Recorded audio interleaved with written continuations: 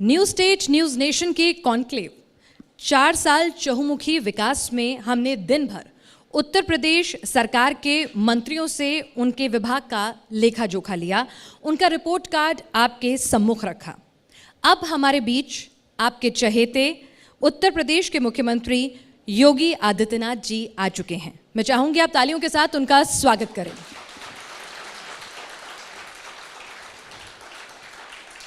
मुख्यमंत्री जी अपने 4 साल के कार्यकाल में किए गए कामों से, नीतियों के जरिए प्रदेश में ही नहीं बल्कि पूरे देश में एक अलग पहचान और ख्याति बटोर रहे हैं और अब सबके चहेते बन रहे हैं।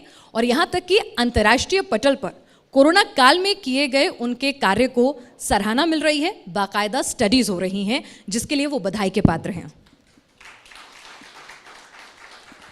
आज अपने इसी कार्य कौशल की बदौलत उत्तर प्रदेश के मुख्यमंत्री योगी आदित्यनाथ जी बीजेपी शासित राज्यों के दूसरे मुख्यमंत्रियों के लिए भी एक रोल मॉडल की तरह से बनकर उभर रहे हैं। आपका स्वागत है और मैं चाहूंगी हमारे एडिटर इन चीफ मनोज गेरोला जी मंच पर आएं और वेलकम नोट के साथ इस सेशन की शुरुआत से पहले माननीय मुख्यमंत्री जी का अभिनंदन करें।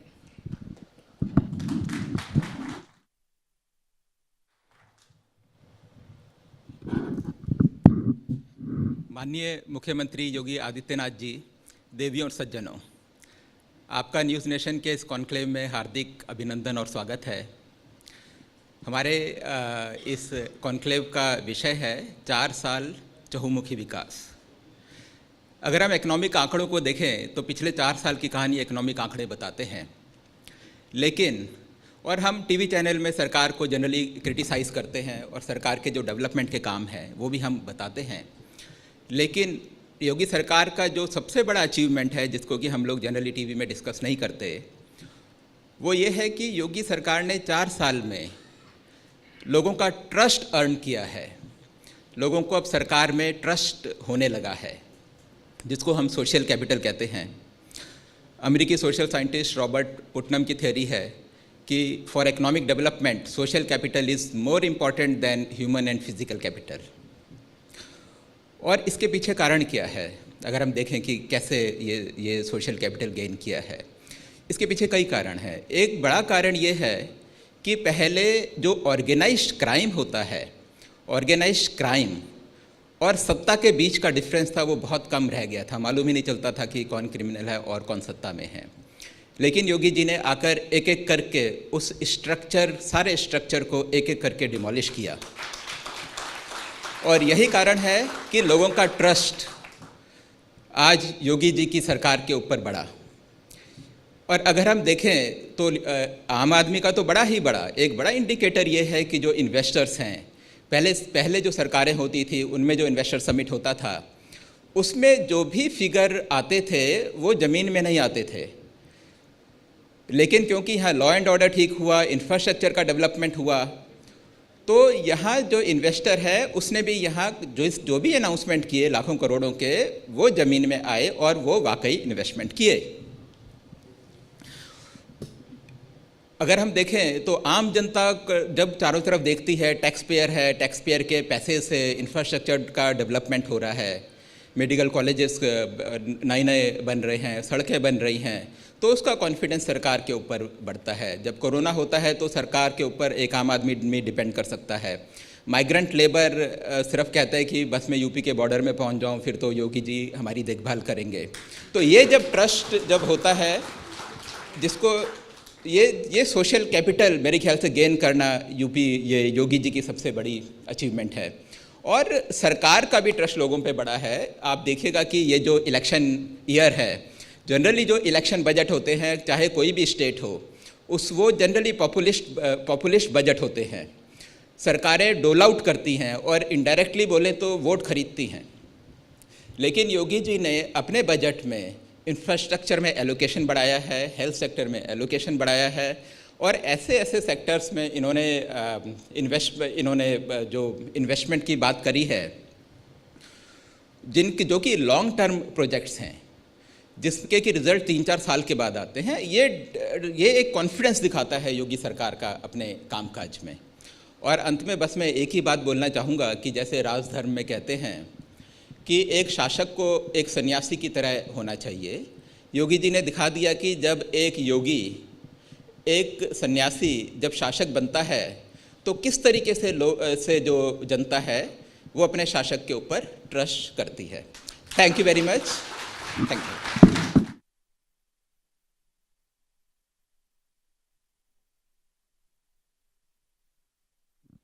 और अब हम अपने दर्शकों को जो टीवी के माध्यम से लगातार इस कॉन्क्लेव को देख रहे हैं दिन भर, उन्हें भी ज़्यादा इंतज़ार नहीं कराएंगे और यहाँ पर सदन में मौजूद आप सभी को और ज़्यादा इंतज़ार ना कराते हुए सेशन की शुरुआत करेंगे। मैं अपने वरिष्ठ सहयोगी दीपक चौरसिया जी से कहूँगी कि वो योगी जी के संग मंच पर आएँ और इस सेशन की शुरुआत करें।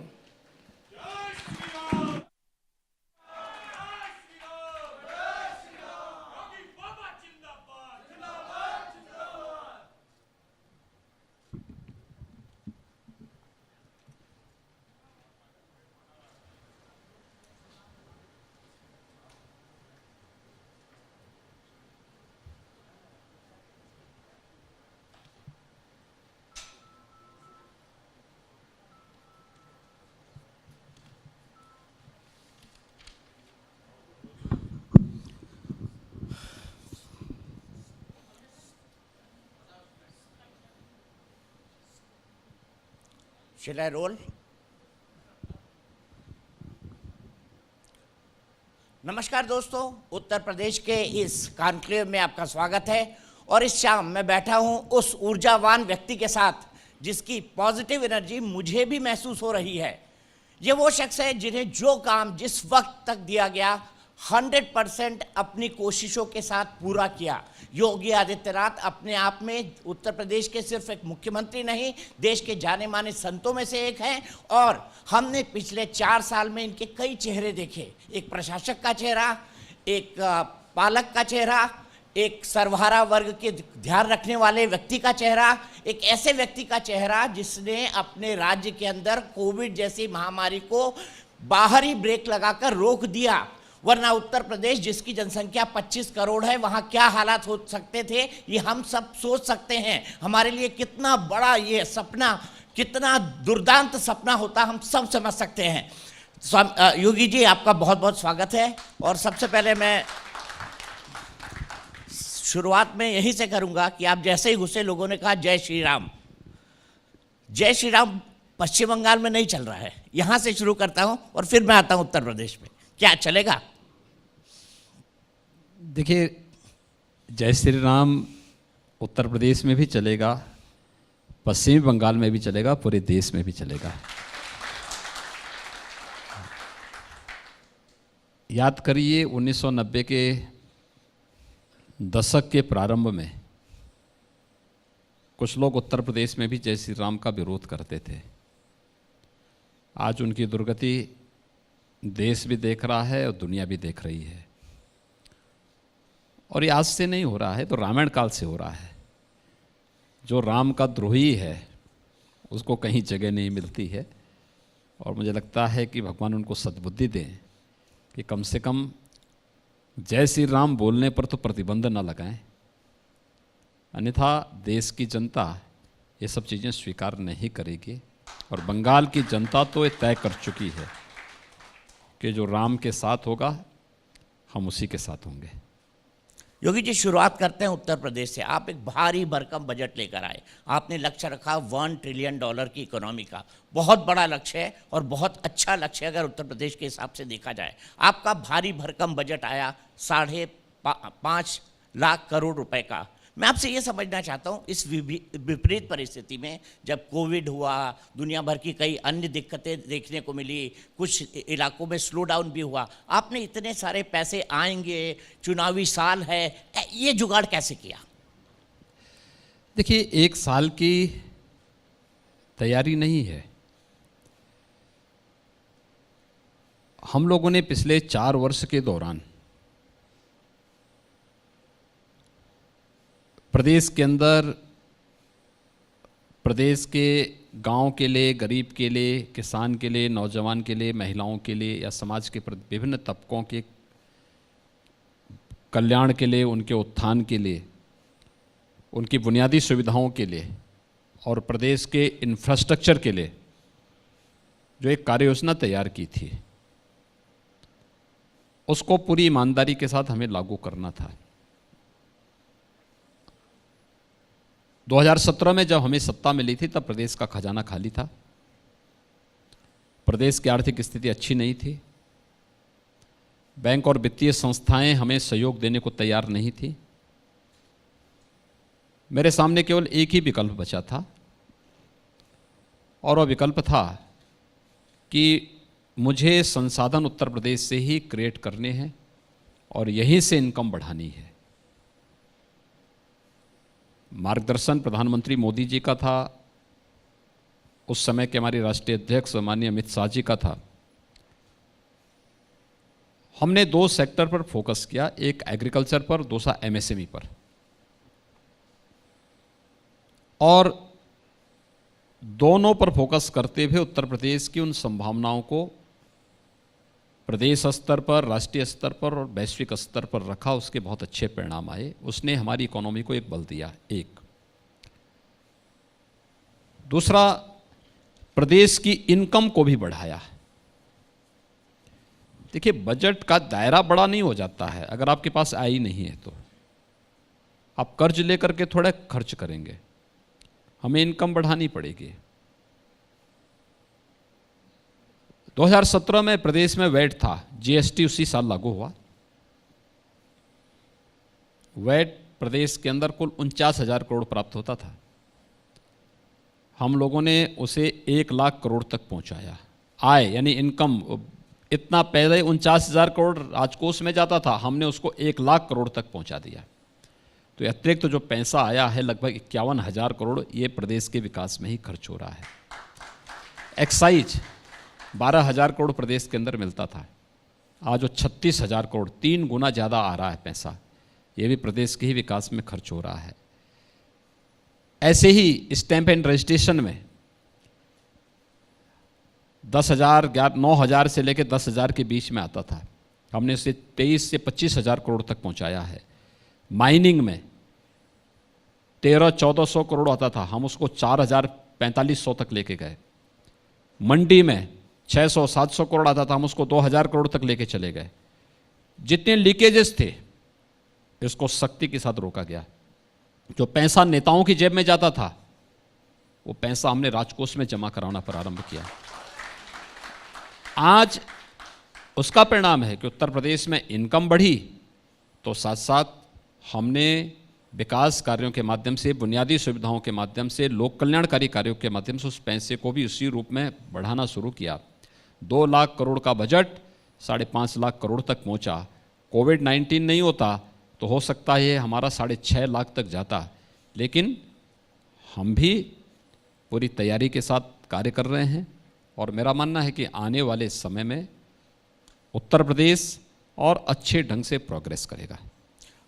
योगी जी, सबसे बड़ी बात जो विपक्ष सबसे बड़ा मुद्दा उठाता है वो कहता है कि योगी जी अपने राज्य में बेरोजगारी दूर नहीं कर पाए, बेरोजगारी जस की तस बनी हुई है। हाल ही में मैंने एक रिपोर्ट पढ़ी और मैं उसको कोट भी करूंगा, वो है CMIE की, centre for monitoring of Indian economics, जिसमें कहा गया है कि 2017 के मुकाबले जो जॉब की दर है, जो रोजगार है वो बढ़ा है। 2017 के मुकाबले रोजगार बढ़ा है। कितना बढ़ा है और किन सेक्टर्स में बढ़ा है?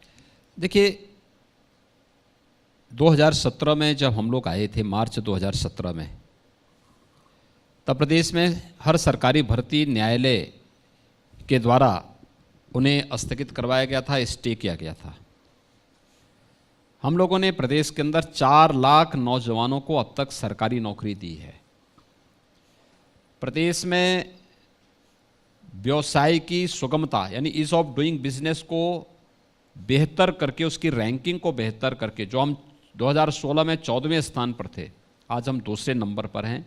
हमने निवेश मित्र पोर्टल बना करके सिंगल विंडो सिस्टम के साथ उसे जोड़ा। 36 कार्यालय में कोई निवेशक नहीं जाएगा, एक जगह आवेदन करेगा और एक जगह आवेदन करके एक समय सीमा के अंदर उसको उसका लाइसेंस चाहिए, उसको NOC चाहिए, और जो देगा समय से, अच्छा है, नहीं देगा उसको डीम्ड मान लिया जाएगा, यानी मान लिया जाएगा कि ये मिल गया है, और अगर गलत मिला है तो फिर उसकी जवाबदेही शासन तय करती है। ये व्यवस्था लागू की, रिफॉर्म किए, आज इसका परिणाम है कि प्रदेश ईज ऑफ डूइंग बिजनेस में नंबर 2 पर है। हमने कानून व्यवस्था की बेहतर स्थिति को प्रदेश में लागू किया। इसमें हमने जो कहा था पहले दिन कि जीरो टॉलरेंस की नीति पे सरकार काम करेगी, हमने उसी तर्ज पर काम किया। आज उसका परिणाम है कि उसके बेहतर रिजल्ट हमारे सामने हैं। निवेश हुआ 3 लाख करोड़ रुपए से अधिक निवेश केवल प्रदेश के अंदर निजी निवेश हुआ।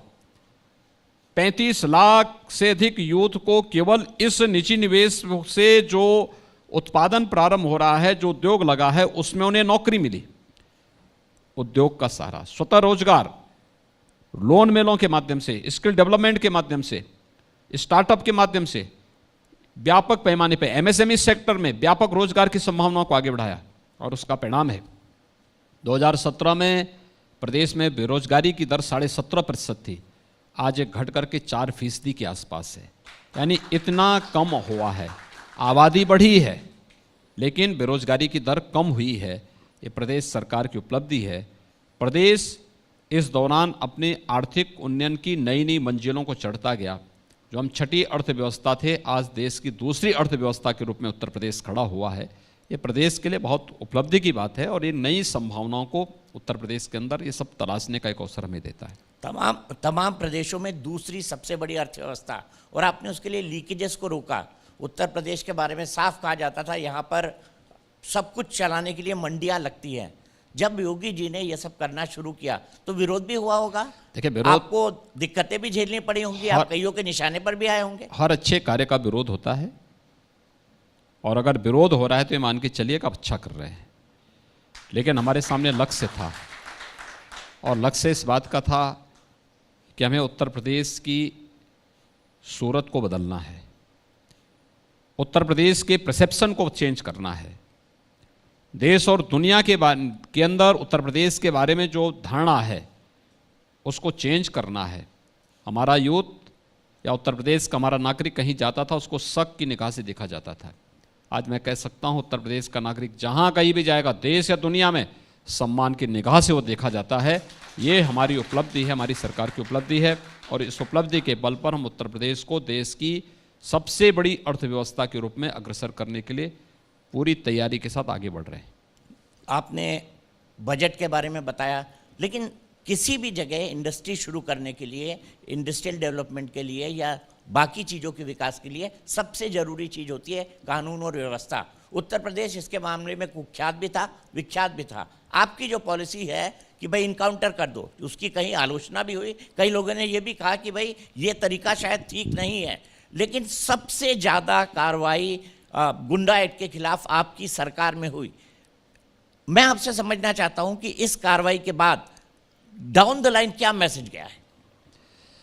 देखिए, प्रदेश के अंदर पिछले 4 वर्ष के दौरान हम लोगों ने जीरो टॉलरेंस की नीति पर ही कार्य किया है। अपराधी कोई भी हो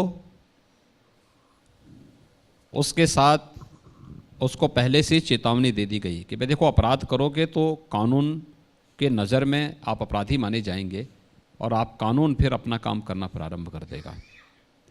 तय कर लो, आपको एक सामान्य नागरिक के रूप में जीवन यापन करना है, एक अपराधी के रूप में कानून की गिरफ्त में आना है। आज मैं कह सकता हूं कि प्रदेश के अंदर कानून व्यवस्था की स्थिति बेहतर हुई है।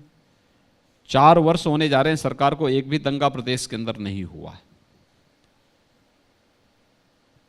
अपहरण का जो उद्योग प्रदेश के अंदर चलता था एकदम जीरो स्तर पर आ गया।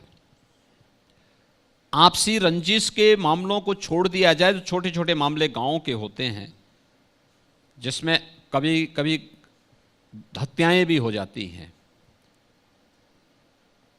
उन घटनाओं को रोकने के लिए हमारी कार्रवाई और हमारे स्तर पर, शासन स्तर पर, विभाग के स्तर पर कार्रवाई चल भी रही है। लेकिन ऑर्गेनाइज क्राइम न्यूनतम स्तर पर है और हम लोग पूरी मजबूती के साथ कह सकते हैं कि आज उत्तर प्रदेश की कानून व्यवस्था देश के अंदर एक बेहतर कानून व्यवस्था में से एक है और इसने न केवल प्रदेश के नागरिकों के मन में एक विश्वास पैदा किया है, प्रदेश की बहन और बेटियों के मन में एक विश्वास पैदा किया है, बल्कि निवेशकों के मन में भी एक नया उत्साह और एक नया विश्वास भरा है, जिससे देश और दुनिया का हर निवेशक आज के दिन पे उत्तर प्रदेश में निवेश करने के लिए उत्सुक है। आपने बड़े बड़े माफिया डॉन जो सांसद रहे, मंत्री रहे, विधायक रहे, उनके घर तोड़ दिए, उनके इलीगल इमारतों को ध्वस्त कर दिया। एक साहब हैं जो पंजाब की जेल से आना ही नहीं चाहते। आपको क्या लगता है, क्या डर है उनके मन में? मैं नाम भी ले लेता हूँ, मुख्तार अंसारी के मन में। और क्या कांग्रेस की पंजाब की सरकार उनको बचा रही है, जो प्रोडक्शन वारंट के बावजूद भी यहाँ नहीं आने दे रही? देखिए, हमने किसी निर्दोष का कोई मकान नहीं ढहाया है, लेकिन अगर किसी ने सरकारी भूमि पर कब्जा करके हवेली खड़ी की है तो कानून को तो अपना काम करना चाहिए।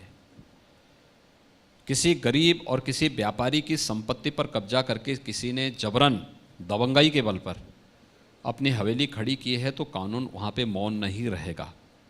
अगर गरीब के लिए कानून है तो बड़े से बड़े नागरिक के लिए भी ये कानून बना हुआ है।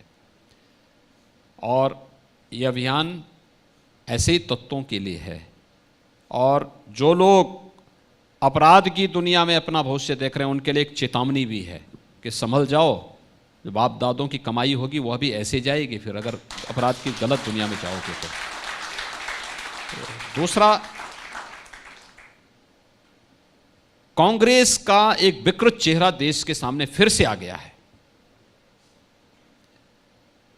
इनके नेता बोलते मंचों पे किस किस प्रकार के लच्छेदार भाषण करते हैं, लेकिन कितना बेशर्मी पूर्ण इनका चेहरा है कि इनकी सत्ताएं, इनके साथ द्वारा शासित सत्ताएं कैसे दुर्दांत माफिया और अपराधियों को संरक्षण देती हैं।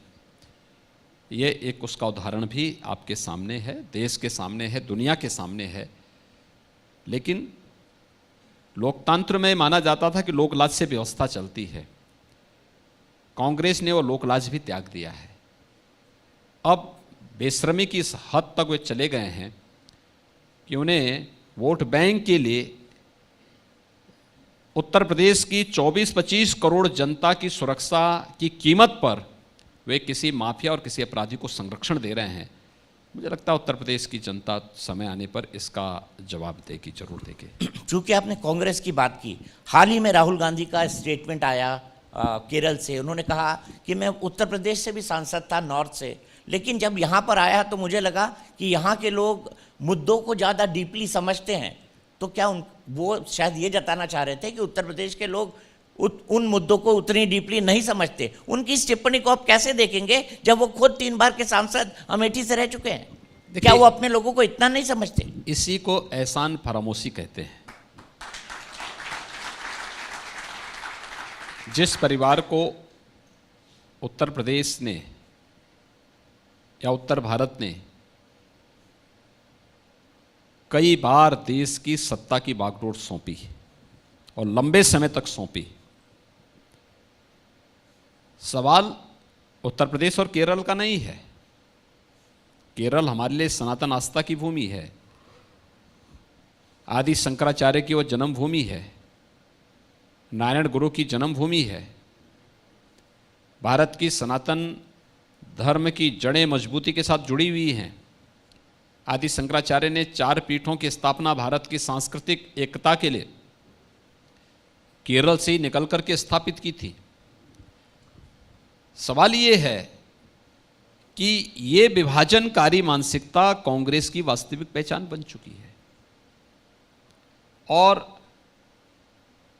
कांग्रेस में इस प्रकार के चेहरे नहीं होते तो कांग्रेस मरती क्यों?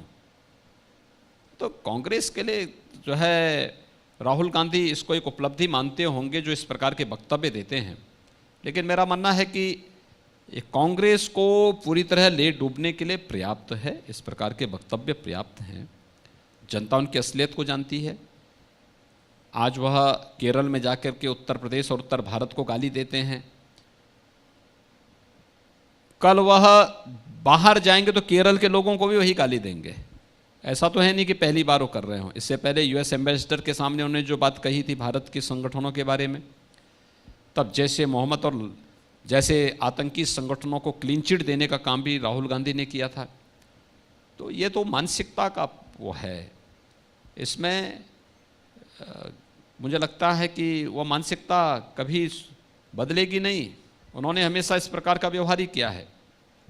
और अमेठी की जनता ने उसका सबक 2019 में उनको दे करके हिसाब किताब पूरा किया है और आगे के लिए भी उन्होंने एक भूमिका तैयार कर दी है कि बाकी आगे के लिए उत्तर प्रदेश की जनता को क्या निर्णय करना है।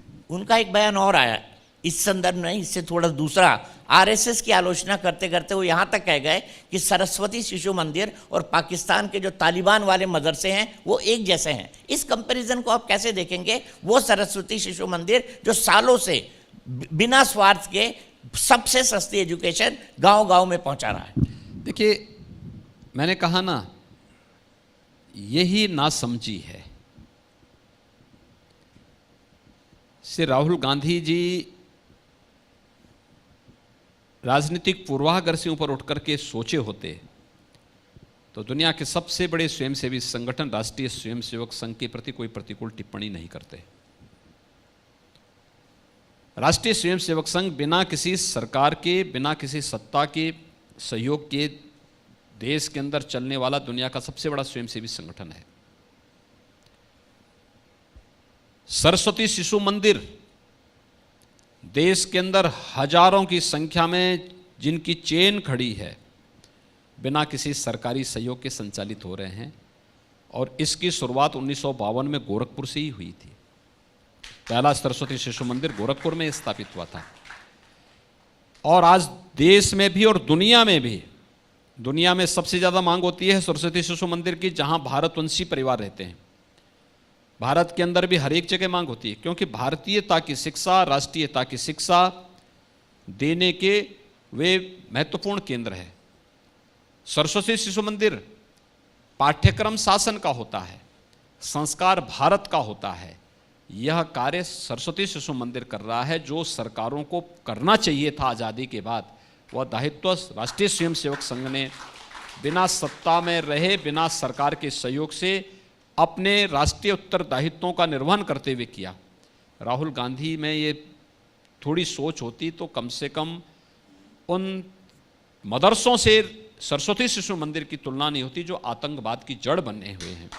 मुझे लगता है ये विकृत सोच ही कांग्रेस के लिए आत्मघाती सिद्ध हो रही है। क्या आपको लगता है कि राहुल गांधी वाकई इस देश को समझते हैं? ये वक्तव्य ही इस बात को साबित करते हैं कि राहुल गांधी को राहुल गांधी की समझ से परे है देश को समझना और देश के संगठनों को समझना। उनकी बुद्धि से ऊपर की बात है ये सब। मैं किसान आंदोलन पर आता हूं। पब्लिक बहुत खुश हो गई आपकी बात सुन के। खैर, मैं एक और गंभीर मुद्दे पर आता हूं, किसान आंदोलन पर आता हूं। किसान आंदोलन के नेताओं ने, जिसमें से एक नेता पश्चिमी उत्तर प्रदेश से आते हैं, उन्होंने कहा 2 अक्टूबर तक आंदोलन चलेगा। कुछ की स्ट्रैटेजी ये है कि इस आंदोलन को उत्तर प्रदेश के चुनाव तक खींचा जाए। मैं आपसे साफ तौर पे जानना चाहता हूं, क्या अब आपको लगता है कि ये किसान आंदोलन बीजेपी विरोधी राजनीतिक आंदोलन बन गया है? देखिए, ये तो हर अच्छे कार्य में पिछले 6 वर्ष के अंदर आप देख रहे होंगे, जब भी केंद्र में मोदी जी के नेतृत्व की सरकार कोई अच्छा काम करती है तो आंदोलन जीवी कोई ना कोई आंदोलन खड़ा करते हैं। आज भी मेरे पास किसान एक महत्वपूर्ण खाप से जुड़े हुए, मलिक खाप से जुड़े हुए उनके चौधरी और उनके जुड़े हुए महत्वपूर्ण किसान नेता मुझसे मिलने के लिए आए थे आज सुबह, और उन सब ने केंद्र और प्रदेश सरकार की किसान के हित में किए जा रहे कार्यों का समर्थन किया।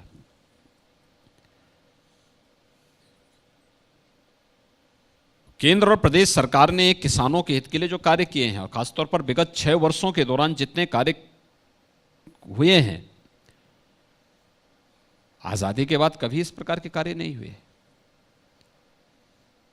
अन्नदाता किसान का जितना सम्मान हुआ है, सॉयल हेल्थ कार्ड से लेकर के प्रधानमंत्री किसान सम्मान निधि तक अगर आप जाएंगे, सभी प्रधानमंत्री मोदी जी के कारण। आज गन्ना किसान इस बात के लिए संतुष्ट हो सकता है कि आने वाले समय में उसका भविष्य उज्जवल है, क्योंकि अब शुगर केन से शुगर जितनी आवश्यकता होगी उतनी शुगर बनेगी। से शुगर की आवश्यकता नहीं, तो शुगर केन से सीधे इथेनॉल बना करके हम अच्छा लाभ किसान को दे सकते हैं।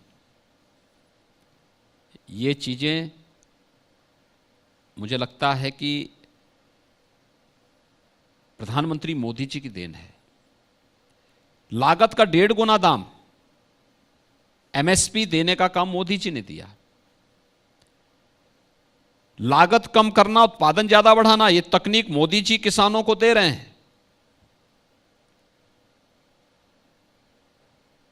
और बार बार इस बात की गारंटी प्रधानमंत्री जी देते हैं कि खेती के अनुबंध से संबंधित यानी कॉन्ट्रैक्ट खेती की जो बात आती है, तो इसमें हम इस बात को देखेंगे कि आप किसान इस बात के लिए, यह कानून खेती के अनुबंध से संबंधित नहीं, यह कानून फसल के अनुबंध से संबंधित है और वो पहले से ही देश के अंदर चल भी रहा है।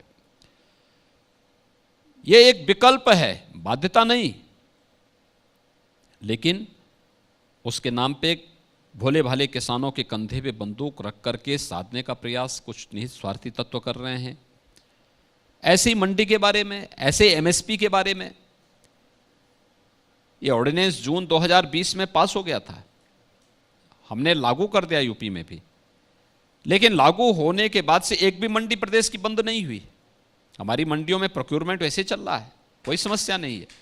फिर एक गलतफहमी क्यों कि मंडी बंद हो जाएंगे। एमएसपी विगत वर्ष हम लोगों ने 52 लाख मीट्रिक टन धान का क्रय सीधे किसानों से किया और इस बार इस कानून के लागू होने के बाद 66 लाख मीट्रिक टन धान का क्रय किया और एमएसपी किसान के खाते में सीधे भेजा। कहां पे एमएसपी समाप्त हो गई, कहां मंडी समाप्त हो गई, कहां पे कौन से किसान का अब तक कॉन्ट्रैक्ट फार्मिंग में कौन से किसान के खेत को गिरवी रख दिया गया। ये केवल गुमराह करने की एक साजिश है। गुमराह करके किसानों के कंधे में बंदूक रख करके देश के विकास को रोकने की एक साजिश का हिस्सा है। और इसकी आड़ में कौन लोग हैं जिनका खेती किसानी से कोई लेना देना नहीं। हमारी तो अपील है हर किसान बंधु से कि भाई वे आए, शासन ने बातचीत करने के ऑफर दिए हैं। प्रधानमंत्री जी के वक्तव्य के बाद तो मुझे लगता है स्वतःस्फूर्त भाव के साथ आंदोलन को स्थगित करके सुप्रीम कोर्ट के द्वारा निर्धारित कमेटी के सामने जाकर के अपनी बात रखते वह सरकार को अपनी सुझाव देती, मामला आगे बढ़ जाता। लेकिन बड़ा दुर्भाग्य है कि किसानों के हित के लिए किए गए निर्णय को राजनीतिक रूप देने का प्रयास हुआ है। जहां तक सवाल है ये आंदोलन कब तक चलना है, ये आंदोलन जीवियों को तय करना है, वो अपना तय कर लें। हम किसानों के हित के लिए कार्य कर रहे हैं, आगे भी कार्य करेंगे। कहीं भी किसी भी प्रकार से कोई इस प्रकार की स्थिति नहीं जहां पे किसानों के हितों के साथ कोई भी गलत काम हुआ हो या हो रहा हो। और जहां तक चुनाव का प्रश्न है, 2022 में चुनाव आने ही है, हम लोग तैयार हैं उसके लिए भी, कहीं कोई समस्या नहीं होगी। भारतीय जनता पार्टी 2017 की तर्ज पर फुल मेजॉरिटी के साथ, भारी बहुमत के साथ फिर से प्रदेश के अंदर सरकार बनाएगी, ये मैं दावे के साथ कह सकता हूं। यही तो मुद्दा है ना योगी जी, वो जानते हैं कि काम के बल पर आपसे निपटा नहीं जा सकता, इसीलिए एक माहौल तैयार किया जाए, जबरदस्ती आंदोलन को खींचा जाए, पश्चिमी उत्तर प्रदेश के लोगों को उसमें शामिल किया जाए और उत्तर प्रदेश के विधानसभा चुनाव के वक्त के माहौल को बिगाड़ा जाए। इसको आप कैसे देखते हैं? देखिए, देश का मतदाता बहुत जागरूक हो चुका है, हमारा किसान भी बहुत जागरूक है, मजदूर जागरूक है, समाज का हर तबका बहुत जागरूक हो चुका है। वे इस प्रकार के बहकावे में नहीं आने वाले हैं। और अगर किसी को गलतफहमी होगी तो अभी हाल ही में उपचुनाव के परिणाम तो उसके संकेत हैं कि प्रदेश की जनता के मानस में क्या भाव है। ये उपचुनाव केवल एक जगह नहीं हुआ, पूरब पश्चिम उत्तर दक्षिण चारों कोनों में हुआ है। भारतीय जनता पार्टी ने भारी बहुमत से सीटें जीती हैं और आगे भी भारतीय जनता पार्टी ही चुनाव जीतेगी। आगे की अगर बात करें, आपको किसान आंदोलन के जैसे हालात बने हैं, उससे पहले सीए एनआरसी वाले हालात बने, बार बार सरकार के जो निर्णय हो चुके हैं उनके सामने खड़े हो जाना और कहना भाई इस कानून को अब बदलो, इस कानून को अब बदलो, इस कानून को अब बदलो। ये कौन लोग हैं जो मोदी विरोध के नाम पर ये गतिविधियां चला रहे हैं, आप आइडेंटिफाई करना चाहेंगे इनको? मैं यही तो कह रहा हूं ना कि आखिर ये सिलसिला कब तक, आखिर कब तक चलेगा। माननीय उच्चतम न्यायालय ने कमेटी गठित कर दी किसानों की प्रतिनिधियों की, और किसान प्रतिनिधियों की कमेटी गठित होने के बाद जिसको भी देना होगा सुझाव वहां तक देगा, तब तक उन कानून को स्थगित करने की बात कह दी गई। तो फिर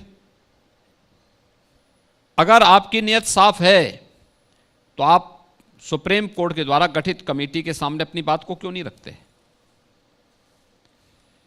एक केवल विरोध के नाम पर विरोध करना,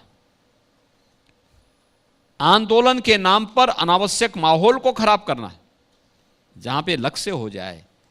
देखिए, अगर कहीं किसी को दिखाई नहीं दे रहा है तो उसको रास्ता दिखाया जा सकता है, लेकिन अगर कोई जानबूझ करके अंधा बनने का ढोंग कर रहा हो तो उसको कोई रास्ता नहीं दिखा सकता है, उसका कोई उसको पथ प्रदर्शक नहीं बन सकता है। उसको तो गिरना ही गिरना है, उसको ठोकर लगना ही लगना है। और इस पूरे आंदोलन में भी ये स्थिति है। 11 राउंड की बातचीत तो केंद्र सरकार ने की है। उत्तर प्रदेश के जो लोग बॉर्डर पर बैठे हुए हैं, जैसे ही ऑर्डिनेंस भारत सरकार का आया था, ये लोग मेरे पास आए थे। इन लोगों ने कहा था कि चौधरी महेंद्र सिंह टिकैत जी की आत्मा को बड़ी शांति मिल रही होगी इस कानून, इस प्रकार के अधिनियम बनने से। और आज वही लोग आंदोलन के नाम पर कह रहे हैं कि इतने दिनों तक आंदोलन चलेगा। तो जनता सब जान रही है, देख रही है, समय आने पे उसका जवाब भी दे देगी। अगर हम बात करें डेवलपमेंट की, यहाँ पर मैं आपसे ये समझना चाहूँगा कि प्रति व्यक्ति आय हाल के दिनों में दोगुनी हुई है। प्रति व्यक्ति आय उत्तर प्रदेश में दोगुनी हो गई है, लगभग 90,000 के आसपास प्रति व्यक्ति आय है। ये चमत्कार कैसे हुआ? क्योंकि उत्तर प्रदेश तो बीमारू राज्यों में गिना जाता रहा है हमेशा से। देखिए, 4 वर्ष पहले उत्तर प्रदेश बीमारू राज्य था, और अगर उससे पहले आप जाएंगे तो उत्तर भारत के जो 4 राज्य थे, उत्तर प्रदेश, बिहार, मध्य प्रदेश, राजस्थान, जिसमें मध्य प्रदेश से छत्तीसगढ़ बना है, बिहार से झारखंड बना है, उत्तर प्रदेश से उत्तराखंड बना है, ये सभी बीमारू राज्यों की श्रेणी में आते थे। उत्तर प्रदेश के अंदर आजादी के समय प्रति व्यक्ति आय राष्ट्रीय आय के समकक्ष थी, यानी नेशनल एवरेज के बराबर थी। मैं जब उसके तह में गया, मैंने कहा आखिर इसके पीछे क्या कारण था कि 1947 में ये था, लेकिन उसके बाद एक आय लगातार घटती गई, और एक समय ऐसा भी आया 2015-16 तक जब ये आय 1/3 हो गई। आखिर क्यों? तो मेरी समझ में 2 बातें आई। एक, उत्तर प्रदेश खेती किसानी के लिए जाना जाता था, उस पर सरकारों ने ध्यान नहीं दिया। और दूसरा, यहाँ पे एमएसएमई सेक्टर में बहुत यूनिट थी, बहुत अच्छा काम हुआ था, तो हम लोगों ने इसीलिए 2 पर फोकस करते हुए कार्य किया। इसने उत्तर प्रदेश को खाद्यान्न आत्मनिर्भरता की ओर भी अग्रसर किया, और दूसरा, रोजगार सृजन का भी यहाँ पे बहुत अच्छा काम हुआ। जब रोजगार सृजन होगा तो पैसा आएगी, एक निश्चित आय होगी, तो ये निश्चित आय उत्तर प्रदेश की प्रति व्यक्ति आय को भी 95,000 तक पहुंचाने में मदद की है।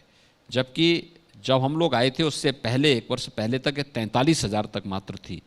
तो ये वृद्धि हुई है, 43,000 से हमने जंप किया है 95,000 तक, और मुझे लगता है कि आने वाले समय में और भी बेहतर संभावना इस फील्ड में है। बेरोजगारी की दर भी हमारे यहाँ काफ़ी कम हुई है, क्योंकि नौकरी के अवसर निकले हैं, लोगों को रोजगार के अवसर प्राप्त हुए हैं, और लोग तेजी के साथ उस दिशा में आगे बढ़ रहे हैं। अंग्रेजी में कहावत है जिसका मैं हिंदी ट्रांसलेशन करके आपको बताऊं। कुछ लोग ऐसे होते हैं जिन्हें पसंद किया जाता है, कुछ लोग ऐसे होते हैं जिन्हें नापसंद किया जाता है, कुछ लोग ऐसे होते हैं जो पसंद किए जाए, नापसंद ना किए जाए, लेकिन उनको इग्नोर नहीं किया जा सकता। योगी आदित्यनाथ जी उस श्रेणी में आते हैं। आपके इन कपड़े को देखकर, आपकी इस डील डॉल को देखकर एक बड़ा पॉलिटिकल वर्ग ऐसा उसको लगता है कि भाई एक भगवाधारी उत्तर प्रदेश की गद्दी पर क्यों? क्या ये आपने कभी महसूस किया है? क्योंकि हम नेशनल कैपिटल में या बाकी पॉलिटिकल पार्टीज में घूमते हुए हमेशा इसको महसूस करते हैं। इनफैक्ट सोशल मीडिया पर भी। ये आज से थोड़े हो रहे, 2017 से ही हो रहा है। और ये तो 1998 से मैं गोरखपुर में भी देखता था। मैं 1998 से 2017 तक गोरखपुर में सांसद था। 2017 से मुझे प्रदेश का दायित्व दिया गया, तब भी मैं इस बात को सोचता था, लेकिन उससे न मेरी सेहत पे कोई असर पड़ने वाला है, न प्रदेश की सेहत पे कोई असर पड़ने वाला है। लेकिन मुझे उनके स्वास्थ्य की चिंता जरूर होती है कि जैसे जैसे प्रदेश विकसित हो रहा है, विकास की प्रक्रिया के साथ तेजी के साथ आगे बढ़ करके एक महाशक्ति यानी एक आर्थिक महाशक्ति की ओर अग्रसर हो रहा है, तो वैसे वैसे उनकी पीड़ा भी बढ़ती होगी, उनके सारे अनुमान ध्वस्त होते होंगे, उनके पूर्वाग्रह जनता के द्वारा खारिज किए जाते होंगे। इसलिए पीड़ा अच्छी बात है, वह प्रत्यक्ष अप्रत्यक्ष रूप से एक प्रकार के जनता और प्रदेश के शुभचिंतक ही हैं, क्योंकि अगर वह हमारा विरोध नहीं करेंगे तो हमें पता कैसे लगेगा विरोधियों की मंशा क्या है। तो हम लोगों को इन सब चीज़ों से भी सहायता मिलती है। वो जितना हमारा विरोध करेंगे तो हमें लगता है कि हम कुछ अच्छा कर रहे हैं। 4 साल से वो सोच रहे थे योगी जी एक गलती करें और हम उनको पकड़ें। उनको शायद लगा कोविड काल में मौका मिलने वाला है, लेकिन आपने उस परिकल्पना को पूरी तरह से बदल दिया। देखिए, टीम क्या वर्क, कोरोना काल आपके लिए सीखने वाला था? देखिए मेरे लिए, देखिए वे लोग तो बहुत अवसर देखते थे। हमने इन्वेस्टर समिट किया 2018 में, उससे पहले 2017 में जब मैं आया था तो इन्होंने हमारे यहाँ उस समय भी काफ़ी बड़ा हंगामा खड़ा करने का प्रयास किया था, जब गोरखपुर बीआरडी मेडिकल कॉलेज में इन्होंने कहा था कि ऑक्सीजन के अभाव में बच्चे मरे हैं। याद हो? कितना बड़ा झूठ था। इंसेफ्लाइटिस के खिलाफ हम लड़ाई को आगे बढ़ा रहे थे, ये लोग हमारे खिलाफ दुष्प्रचार कर रहे थे।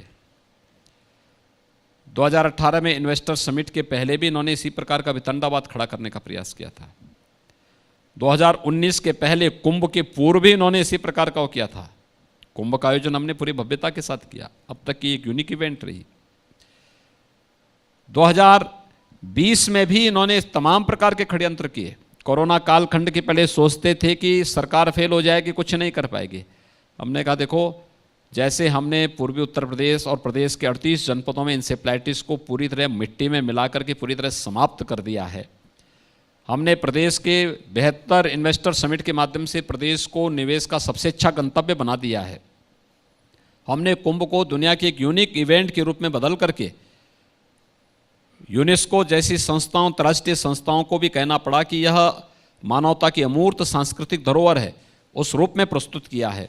ऐसे ही बेहतर कोरोना प्रबंधन हम करेंगे, हमें कोई संदेह इसमें नहीं था, क्योंकि हमारे मार्गदर्शन के लिए, प्रेरणा के लिए प्रधानमंत्री मोदी जी सदैव तत्पर रहते थे, सदैव उनका मार्गदर्शन प्राप्त होता था। उनके मार्गदर्शन में हम लोगों ने यह सफलता प्राप्त की है। कोरोना आज हमारे यहाँ न्यूनतम स्तर पर है और हम लोग तेजी के साथ प्रदेश की अर्थव्यवस्था को फिर पूर्व की भांति आगे बढ़ा रहे हैं। योगी जी, अगर हम बात करें अयोध्या की, तो भव्य श्री राम मंदिर का निर्माण हो रहा है और लोगों ने कहा योगी और मोदी जब नहीं होंगे तब मंदिर का निर्माण नहीं होगा तो कब होगा, और फाइनली वो हो रहा है। जल्दी ही उसका मूर्त स्वरूप हमको देखने को मिलेगा। लेकिन लोगों के मन में एक और सवाल है कि मथुरा और काशी ये कब मुगल कालीन चिन्हों से मुक्त होंगे? देखिए, इस देश ने नारा दिया था कि रामलला हम आएंगे, मंदिर वहीं बनाएंगे। ये जनता का संकल्प था, देश की आस्था थी, और उस संकल्प और उस आस्था को मूर्त रूप दिया जा रहा है। एक संकल्प था, उस संकल्प की पूर्ति हो रही है, और संकल्प पूर्ति का काम पूरा होने के बाद जनता का जो संकल्प होगा उस संकल्प के साथ हम लोग जुड़ेंगे। आज अयोध्या में भी मंदिर का निर्माण भी हो रहा है, विकास की ढेर सारी योजनाएं वहाँ मूर्त रूप लेती जा रही हैं। काशी में प्रधानमंत्री जी के मार्गदर्शन में काशी विश्वनाथ धाम और पूरी काशी एक नए कलेवर के साथ पुरातन परंपरा और सांस्कृतिक विरासत को बनाए रखते हुए, आध्यात्मिक धातु को संरक्षित करते हुए जिस नए कलेवर के साथ वैश्विक मंच पर आई है काशी विश्वनाथ धाम, उस दिशा में एक नया प्रयास है। आप वृंदावन जाएंगे, मथुरा जाएंगे, बरसाना है, गोकुल है, नंदगांव हैं, बलदेव हैं, ये सभी तीर्थ विकसित हो रहे हैं। देश और दुनिया से आने वाला हर श्रद्धालु इन सब विकास के कार्यों को अपनी आंखों से देख रहा है। इस बार तो कुंभ पूर्व वैष्णव बैठक भी वहाँ पर बहुत अच्छे ढंग से संपन्न हो रही है, बहुत अच्छे ढंग से आगे बढ़ रही है। ये सभी चीज़ें चलती हुई दिखाई दे रही हैं। तो यहाँ हर एक फील्ड में यहाँ के आध्यात्मिक और सांस्कृतिक विरासत को संरक्षित करते हुए विकास को एक नई ऊंचाइयों तक पहुँचाने का काम हो रहा। भौतिक विकास के फील्ड में भी उसको इतनी तेजी के साथ आगे बढ़ाया। आपने कहा नारा लगा था रामलला हम आएंगे मंदिर वही बनाएंगे, नारा ये भी लगा था अयोध्या अभी तो झांकी है मथुरा काशी बाकी है, तो ये नारा भी लगेगा? मैंने कहा ना, संकल्प राम भक्तों का अयोध्या के लिए कि रामलला हम आएंगे मंदिर वहीं बनाएंगे। उन राम भक्तों को, उन पूज्य संतों को जिन्होंने राम मंदिर के कार्यों को अपनी आंखों से देखा नहीं है, सूक्ष्म जगत में रह करके जब वह इन चीज़ों का अनुभव करते होंगे तो उनकी आत्मा को असीम शांति प्राप्त होती होगी। राम मंदिर निर्माण भारत की आस्था को सम्मान देने का एक कार्य है और उस संकल्प की पूर्ति का है। ये सभी समय के अनुसार आगे बढ़ने दीजिए और राम मंदिर का निर्माण पहले होने दीजिए। राम मंदिर का निर्माण भव्य भारत के लिए, नए भारत का एक नया ऐसा कार्य होगा जो देश और दुनिया के लिए बहुत कुछ संदेश देगा। आखिरी दो सवाल। पश्चिम बंगाल में आप स्टार प्रचारक हैं, जाने वाले हैं, होके भी आए हैं, नाथ संप्रदाय से भी जुड़े लाखों लोग वहाँ पर रहते हैं। क्या मैसेज होगा पश्चिम बंगाल के लोगों के लिए, और ख़ास तौर पर ऐसे वक्त जब पॉलिटिकल फाइट इतनी नैरो हो गई है, इतनी संकीर्ण हो गई है कि वहाँ पर हिंसा से कम पर बात ही नहीं होती है? देखिए, बंगाल भारत की सांस्कृतिक राष्ट्रवाद की भूमि है।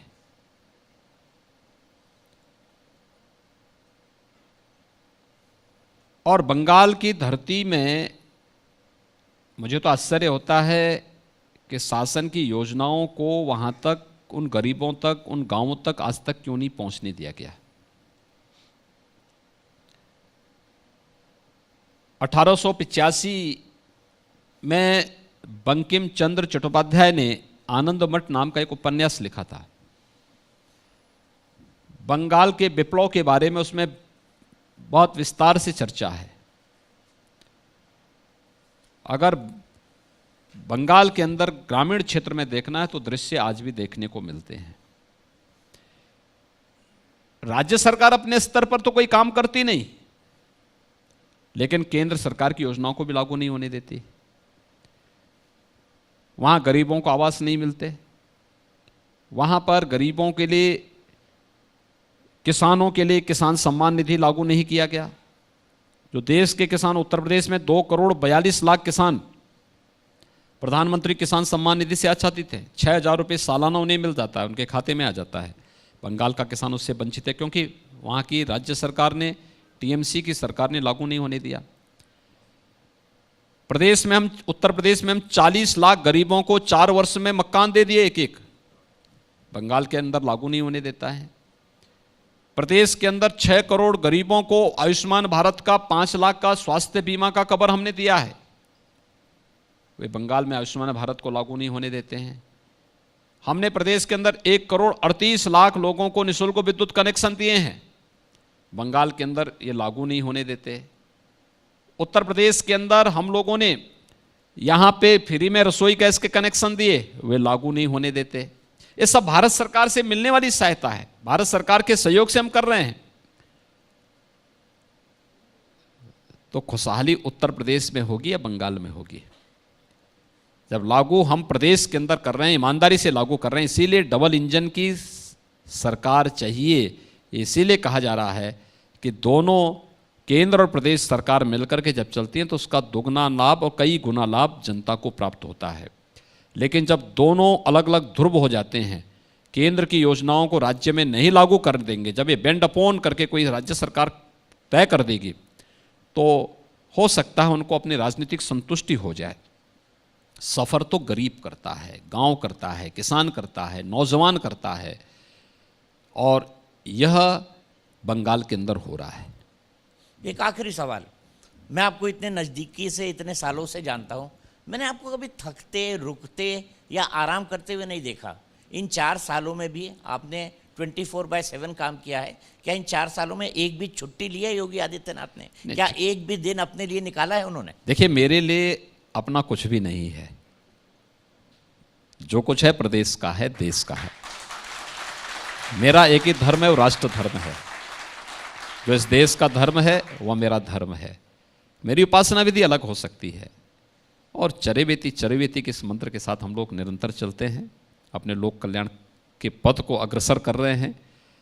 लोक कल्याण के माध्यम से राष्ट्र कल्याण का मार्ग प्रशस्त हो, यही जीवन का उद्देश्य है, और इसमें सफलता मिलेगी, अवश्य मिलेगी। और चुनाव में आप किससे मुकाबला देख रहे हैं? Samajwadi party, Bahujan Samaj party, Congress party, या कोई और अलायंस? देखिए, आपने शिवपाल जी का नाम क्यों छोड़ दिया? या कोई और अलायंस बोला मैंने, या कोई और अलायंस? तो उसमें ओवैसी भी आ गए। उनको भी तो नेता मान लें। ये तो प्रदेश की जनता पहले ही तय कर चुकी है। 2014 के चुनाव में, 2017 के चुनाव में, 2019 के चुनाव में भी। 19 में तो सभी एकजुट होकर के लड़े थे, तो जनता पहले तय कर चुकी है। 2022 में बेहतर परिणाम आएंगे। बहुत चिंतित होने की आवश्यकता नहीं, केवल कार्य करने की आवश्यकता है। बहुत बहुत शुक्रिया धन्यवाद जी। योगी आदित्यनाथ बहुत बहुत जी। धन्यवाद। और मैं चाहता हूं सब खड़े होके आदरणीय मुख्यमंत्री जी का अभिवादन करें, क्योंकि राजनीति में, उत्तर प्रदेश की राजनीति में इन्होंने इतनी बड़ी लाइन खींच दी है जिसको कम करना या मिटाना अब मुझे मुश्किल लगता है। बहुत बहुत शुक्रिया योगी जी।